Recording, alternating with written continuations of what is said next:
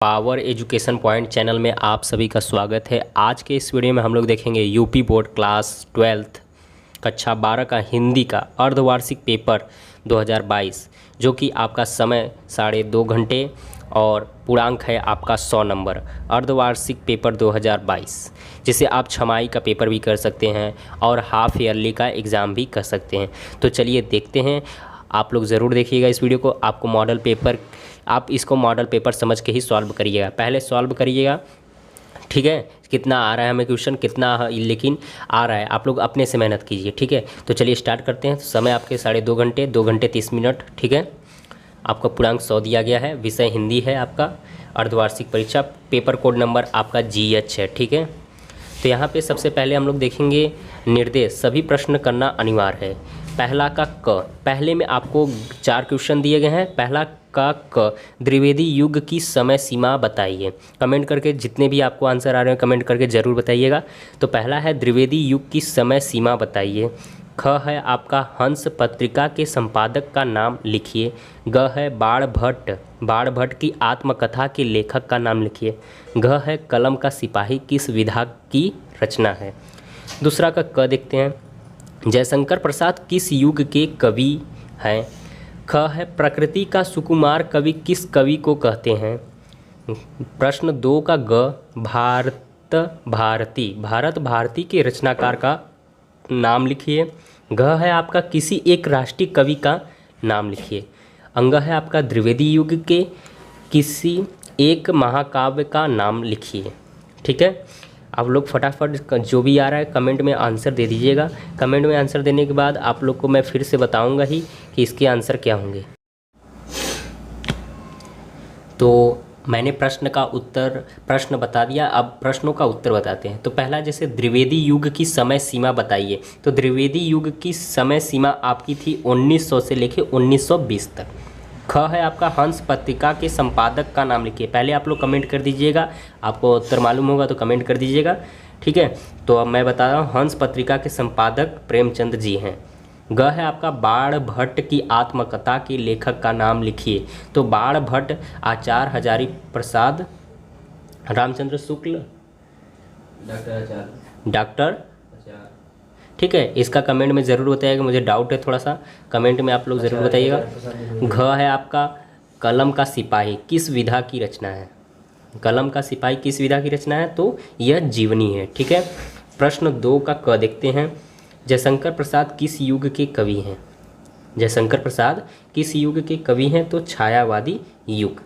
प्रकृति सुकुमार, दूसरा का ख है प्रकृति का सुकुमार कवि किस कवि को कहते हैं, तो सुमित्रानंद पंत जी को, ठीक है। ग है भारत भारती के रचनाकार का नाम लिखिए। भारत भारती, ठीक है, ये मैथिली शरण गुप्त जी हैं, ठीक है। दूसरा का घ देखते हैं, किसी एक राष्ट्रीय कवि का नाम लिखिए। तो किसी एक राष्ट्रीय कवि का नाम मैथिली शरण गुप्त ही लिख दीजिए, वे भी राष्ट्रीय कवि थे, ठीक है। अंग देखते हैं, दूसरा का अंग है द्विवेदी युग के किस एक महाकाव्य का नाम लिखिए। तो द्विवेदी युग के महाकाव्य जैसे वीर प्रवाज साकेत, ठीक है, वीर प्रवाज साकेत जी का है, ठीक है। तो अब चलते हैं प्रश्न 3 की ओर। प्रश्न 3 में आपको दिया गद्यांश पर आधारित प्रश्नों के उत्तर दीजिए। गद्यांश पर आधारित प्रश्नों के उत्तर दीजिए। मस्तक तेज था चुभन गहरी पर मदर का कलेजा उससे अछूता रहा। बोली हिटलर बुरा था उसने लड़ाई छेड़ी पर उससे इस लड़की का घर भी दह गया और मेरा भी। हम दोनों एक मदर टेरेसा ने झूम में इतने गहरे डूब कर कहा कि जैसे मैं उनसे उनकी लड़की को छीन रहा था और उन्होंने पहले ही दाव में मुझे चारों खाने दे मारा। तो ये किस चैप्टर का आप लोग ज़रूर कमेंट करके बताइएगा। तो मैं इसमें क्वेश्चन बता रहा हूँ, नेक्स्ट वीडियो में आपको इसका सॉल्यूशन भी बताऊंगा। तो क आपका इसमें प्रश्न पूछा है गद्यांश के पाठ और लेखक का नाम लिखिए, ठीक है। ख इसमें पूछा है जो यहाँ मस्तक से लेके आपको मेरा भी तक लाइन दिया है उसी रेखांकित अंश की व्याख्या करना है, ठीक है। प्रश्न 3 का ग है हिटलर कहाँ का शासक था। हिटलर कहाँ का शासक था, ठीक है। फिर तीसरा का घ दिया है नस्तर और चुभन शब्द का अर्थ लिखना है। फिर तीसरा का अंग, लेखक किस नर्सिंग होम में गया था। ठीक है, आपको पता चल गया होगा, नर्सिंग होम चैप्टर से दिया गया है, इतना तो मालूम ही हो गया होगा। ठीक है, अब चलते प्रश्न 4 जो कि आपका पद्यांश से आता है। पद्यांश पर आधारित प्रश्नों के उत्तर दीजिए। ठीक है, बैठी खिन्न एक दिवस वे गहमे थी अकेली, आके आंसू दृग युगल में थे धरा को भिगोते, आई घोरे से इस सदन में पुष्प सदंग्ध को ले, प्रातः वाली सुपवन इसी काल वातयनों से। ठीक है, जितने भी आप इस चैप्टर के हैं, इस चैप्टर का आप बताइए किस चैप्टर का है। ठीक है, प्रश्न क है इसमें, पाठ के शीर्षक और कवि का नाम लिखिए। ख है रेखांकित अंशों की व्याख्या कीजिए। ग है प्रस्तुत पद में कवि ने राधा के किस स्थिति का वर्णन किया है। घ है दृग युगल और सदंग का अर्थ लिखिए। प्रश्न 5 का क है, किसी एक लेखक का जीवन परिचय लिखिए और उनकी कृतियों को लिखिए। कृतियाँ माने रचना। ठीक है, आपको पहला दिया है वासुदेव शरण अग्रवाल का जीवन परिचय लिखिए। ब दिया है कन्हैयालाल मिश्र प्रभाकर। स है हजारी प्रसाद द्विवेदी। ठीक है, ये आपका गद्यांश से रहा जीवन परिचय। अब प्रश्न 5 का ख में आपको पहले गद्यांश का दिया था, अब पद्यांश का दे रहा है। किसी एक कवि का साहित्यिक परिचय देते हुए उनकी कृतियों का उल्लेख कीजिए। तो अ है भारतेंदु हरिश्चंद्र का जीवन परिचय। ब है अयोध्या सिंह हरिऔध का जीवन परिचय। स दिया है मैथिली शरण गुप्त। तो पद्यांश में भी 3 ठो दिया है। पद्यांश में पहला दिया है भारतेंदु हरिश्चंद्र और दूसरा दिया है अयोध्या सिंह हरि उपाध्याय हरिऔध और स दिया है मैथिली शरण गुप्त। प्रश्न 6 में आपको पंचलाइट अथवा बहादुर सारांश लिखिए। ठीक है, ये कहानी है पंचलाइट और बहादुर की। ठीक है, इसका सारांश लिखना है। और प्रश्न 7 ये रॉन्ग हो चुका है, यहाँ पे ज्योति जवाहर खंड की जगह आपका आलोक वृत्त खंड काव्य रहेगा। आलोक वृत्त कर लीजिएगा कि नायक का चरित्र चित्रण करना है। ठीक है, ये खंड काव्य आपका यहाँ पे हो जाएगा आलोक वृत्त। ठीक है, 8 वो भी अपने ज़िले का जो होगा, जैसे आप बलिया ज़िले को हो, कहीं के भी ज़िले को हो, तो सबका अलग अलग होता है। ये मिर्ज़ापुर ज़िले का है, इसलिए यहाँ पे कुछ अलग दिया है। ठीक है, 8 का क ये संस्कृत पाठ से आ गया। अब क है पहला, संस्कृत गद्यांश का हिंदी में अनुवाद कीजिए। तो जैसे आपको दिया है, संस्कृत साहित्य सरसम व्याकराचर सुनिश्चितम, तस्य गद्ये पदे च लालित्यः भावबोधः सामर्थ्यम अद्वितीयं श्रुतिमधुर्यश्च वर्तते की बहना, चरित्र निर्माणार्थ यादृशी सत्र प्रेरणां संस्कृतं वाड्मयं ददति, न तादृशी किंचाद्वन्दन वद्यन्यत मूलभूतानां मानवीय गुणानां यादृशी विवेचना संस्कृतं साहित्य वर्तते नान्य यत्र तादृशी। ठीक है, ये श्लोक दिया गया है, इसको हिंदी में आपको अनुवाद करना है। ख आपको श्लोक दिया रहेगा, श्लोक का संदर्भ सहित हिंदी में अनुवाद कीजिए। एक श्लोक आपको अनुवाद करने के लिए हिंदी में देगा और दूसरा श्लोक देगा कि आपको उसका संदर्भ लिखना है और अनुवाद करना है। जैसे न में रोचते भद्र उल्कुस्भ्यस्यायनम। ठीक है, अकृच्छस मुखम पश्य कथ कुच्छो भविष्यत। ठीक है, प्रश्न 9 को देखते हैं। प्रश्न 9 में आपको किन्हीं 2 प्रश्नों का उत्तर संस्कृत में दीजिए। ये संस्कृत से ही चैप्टर से दिया गया है। ठीक है, प्रश्न क क्या करा है, क धन्यः अस्ति।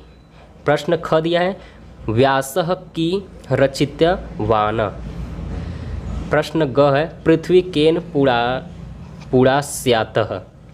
प्रश्न 10 अब देखते हैं। प्रश्न 10 में 3 दिए गए, क ख ग। क देखते हैं, हास्य अथवा करोड़ रस की परिभाषा। हास्य या करोड़ रस की परिभाषा एवं उदाहरण सहित लिखना है। ठीक है, इनमें से एक लिखना है। अब ख देखते हैं 10 का ख, यमक अथवा संदेह। यमक या संदेह का अलंकार और परिभाषा उदाहरण सहित लिखना है। ग देखते हैं, दोहा अथवा कुंडलियाँ छंद की परिभाषा एवं उदाहरण सहित लिखिए। ठीक है, दोहा लिखिए या कुंडलियाँ लिखिए। ठीक है, इन्हीं में से एक केवल। ठीक है, और परिभाषा सहित उदाहरण भी। 11 का क देखते हैं। 11 में आपको लगभग 5 प्रश्न दिए गए हैं। 11 का क है, किन्हीं 2 पदों में संधि विच्छेद करते हुए संधि का नाम लिखिए। संधि विच्छेद भी करना है और संधि का नाम भी लिखना है। जैसे नायकः। ठीक है, प्रत्येकम, सज्जनः, उज्ज्वल। कि किन्हीं दो को करना है, ठीक है, किन्हीं दो, जैसे ये 4 दिया आपको, इसमें से दोनों करना है, जैसे नायिका का कर लिए, सज्जन का, ये सब सरल है, ठीक है। 11 का ख, किन्हीं दो पदों में समास बताइए, ठीक है, इसमें समास बना है, 2 पद हैं, 3 प्रश्न दिए हैं, इसमें से 2 ही करना है, तो इसमें से 2 पदों का समास। अगर आप रिवीजन कर रहे हैं तो पूरा पूरा कीजिए, ठीक है, रिवीजन करिए, बोर्ड का पेपर नहीं है कि आप 2 ही करेंगे, इसलिए पूरा करिए पहले, ठीक है। महात्मा है, त्रिलोकी है, सुख दुख, जिसका हो जाएगा वह मुझे कमेंट करेगा कि मैंने पूरा सॉल्व किया, ठीक है। प्रश्न ग, आत्मन शब्द की तृतीया विभक्ति सभी वचनों में रूप लिखिए, ठीक है। मैं इसका पीडीएफ दे दूंगा, डिस्क्रिप्शन में लिंक दिया रहेगा, वहाँ से आप लोग डाउनलोड कर लीजिएगा इस पीडीएफ का लिंक, ठीक है। आत्मनस शब्द, प्रश्न 11 का ग, आत्मनस शब्द का तृतीया विभक्ति सभी वचनों रूप में लिखिए। प्रश्न घ, रेखांकित पदों में किन्हीं दो में विभक्ति बताइए। पहला अ ब स, ठीक है, छात्रा, अ देखते हैं, छात्रासु दीपा श्रेष्ठा, ब है रामस्य गृहम अस्ति, स है गुरुवे नमः, अंग देखते हैं 11 का, तिष्ठतः स्था, धातु के लकार पुरुष तथा वचन बताइए। 12 देखते हैं, किसी एक विषय पर अपनी भाषा शैली में निबंध लिखें।